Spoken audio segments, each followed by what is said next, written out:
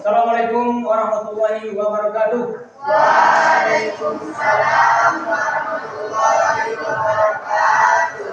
Apa kabar semuanya? Baik. Oke. Sebelum kita memulai pelajaran, silakan periksa dulu mejanya, di dalam mejanya apakah ada sampah. Silakan periksa dulu. Kalau ada sampah, silakan dibuang.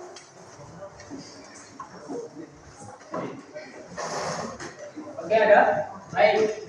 Terima kasih. Baik, selanjutnya sebelum kita memulai pelajaran ini, alangkah baiknya kita berdoa dulu kepada ketua kelas. Silakan dipimpin Nak Al-Fitran.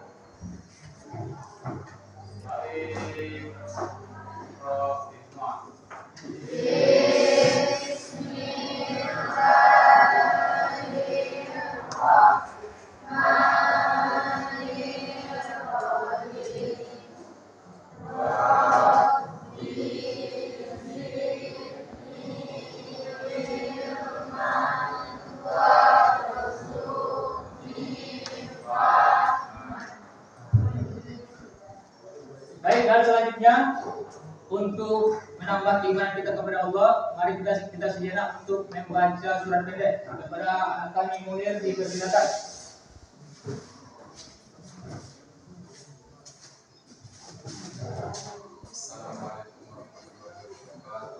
Waalaikumsalam warahmatullahi wabarakatuh.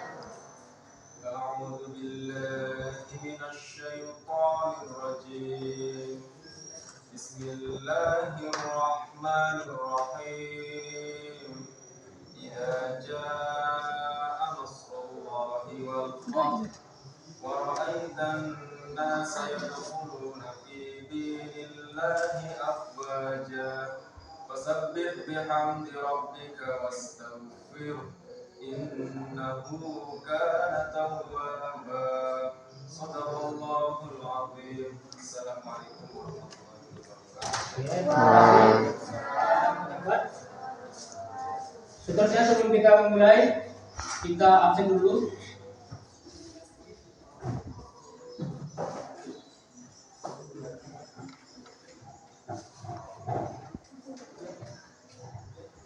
Ada yang tidak hadir? Ada semua? Baik, alhamdulillah. Berarti anak-anak kami semuanya hadir seluruhnya. Seterusnya kita akan menyanyikan lagu nasional sebagai rasa patriotisme kita terhadap negara. Kepada anak kami Maya untuk memimpinnya.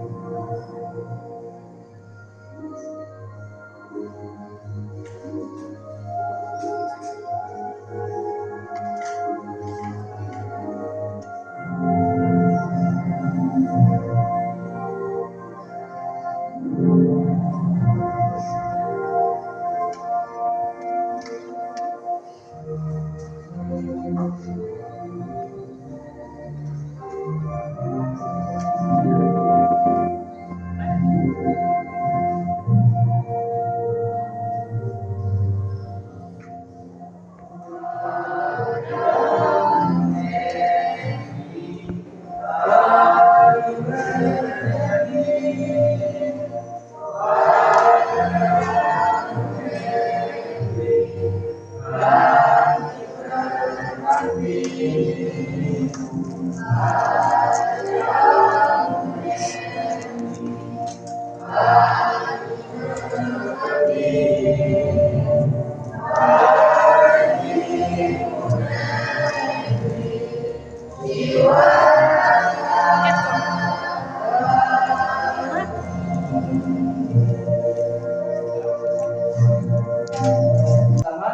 Baik, seterusnya masuk kita kepada materi kita, yaitu materi kita hari ini jalur masuknya Islam di Nusantara. Nah, adapun dia tujuan pembelajaran kita hari ini adalah menganalisis jalur dan proses awal masuknya Islam di Nusantara sebagai inspirasi untuk mengamalkan semangat yang tinggi dalam berdakwah. Inilah tujuan pembelajaran kita. Kemudian sesudah itu ada dia beberapa kriteria ketuntasan yang akan kalian capai dalam pembelajaran ini. Yang pertama, kalian mampu menganalisis jalur dan proses masuknya Islam di Nusantara, yaitu pada teori Arab ataupun dia teori India. Kemudian yang kedua nanti kalian juga mampu menganalisis teori Mekah atau Arab. Kemudian yang ketiga nanti bisa menganalisis teori Persia. Kemudian yang keempat nanti bisa kamu menganalisis teori Cina. Dan yang terakhir, atas teori-teori ini kamu mampu nanti menganalisis apa hikmah teori yang keempat itu tersebut. Nah, inilah dia pembelajaran kita hari ini atau kriteria itu. Apa yang masih ingat pelajaran kita minggu yang lalu? Coba turun tangan. Pelajaran kita minggu yang lalu, tapi ingat? Lupa. Zikri? Lupa. Si Mia? Lupa. Oke, bagus, tepuk tangan untuk Nova. Ya, ternyata Nova yang mengingat pelajaran kita yang lalu. Nah, dari pelajaran kita minggu yang lalu adalah kondisi masyarakat Nusantara sebelum Islam. Nah, siapa yang bisa menjawab bagaimana kondisi masyarakat Indonesia sebelum adanya Islam? Siapa yang bisa jawab? Coba si Haikal.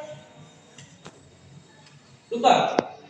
Kondisi bangsa kita Indonesia sebelum datang Islam. Apa pemahamannya? Ayo.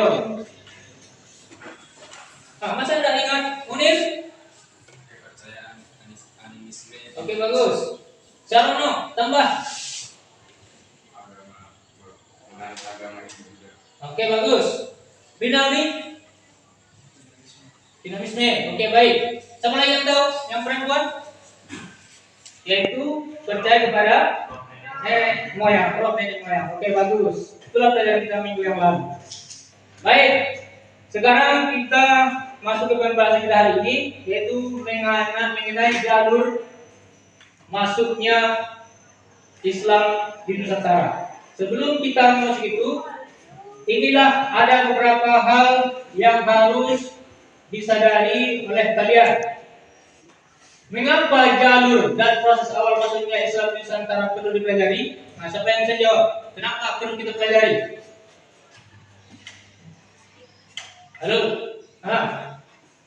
Mengapa perlu kita pelajari? Iya, bagus. Untuk memperoleh wawasan pengetahuan. Oke, yang lain apa lagi? Baik, yang kedua, bagaimana jalur dan proses awal masuknya Islam di Nusantara? Siapa yang tahu? Yang pertama teori India. Yang kedua, yang ketiga, yang keempat. Bagus. Kemudian, siapakah tokoh-tokoh yang mendirikan ataupun yang mempercayai tentang teori-teori tersebut? Hamka, siapa lagi? Ibnu Battuta, bagus. Siapa lagi? Nah, silakan kelompok 1 sebelah sini, kelompok 2, kelompok 3. Dan kelompok yang sudah siap silahkan diambil LKPD ke depan. Yang sudah siap kelompoknya silahkan diambil. Ini.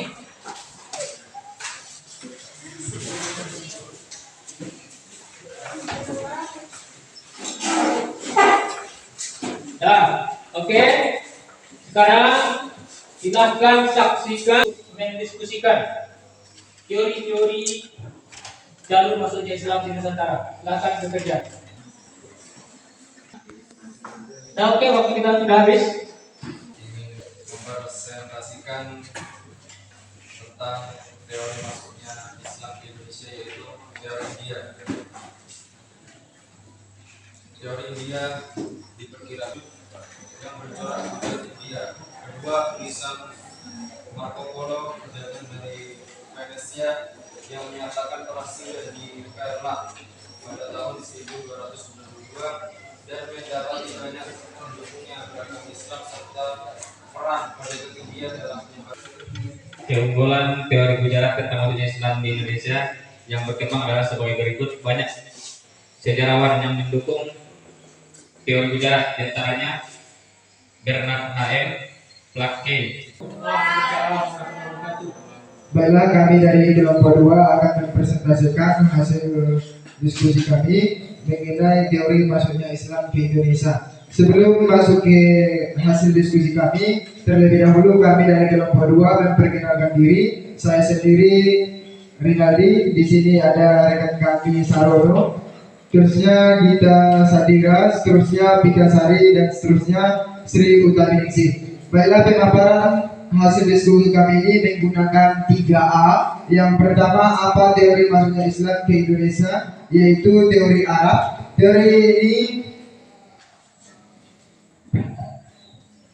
Teori ini berpendapat pengaruh Islam telah masuk ke Nusantara sekitar abad ke-7, dibawa langsung oleh para pedagang Arab. Buktinya adalah adanya pemukiman Islam pada tahun 674 di Baros. Itulah bukti dari adanya teori Islam. Dan menurut Profesor Hamka, bahwasanya dia menyatakan teori Arab ini masuk secara langsung ke Indonesia tanpa dipengaruhi apapun pada abad ke-7 sampai ke-8 Masehi atau tahun 686 Hijriah atau tahun 1297 Masehi.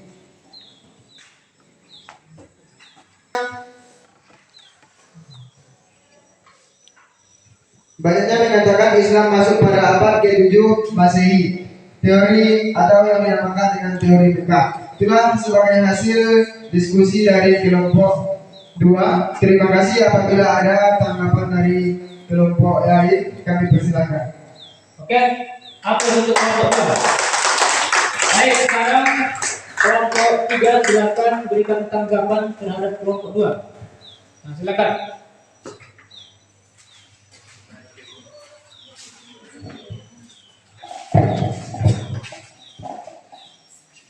Oke, baiklah. Kami dari kelompok 3 ingin bertanya atau melengkapi keterangan, yaitu sumber pendukung atau bukti-bukti pada teori Arab yang kalian sampaikan.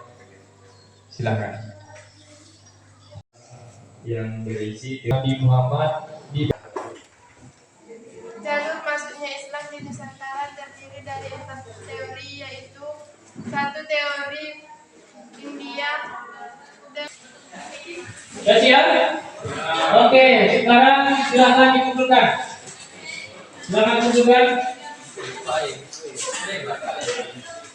Kalau dia megang.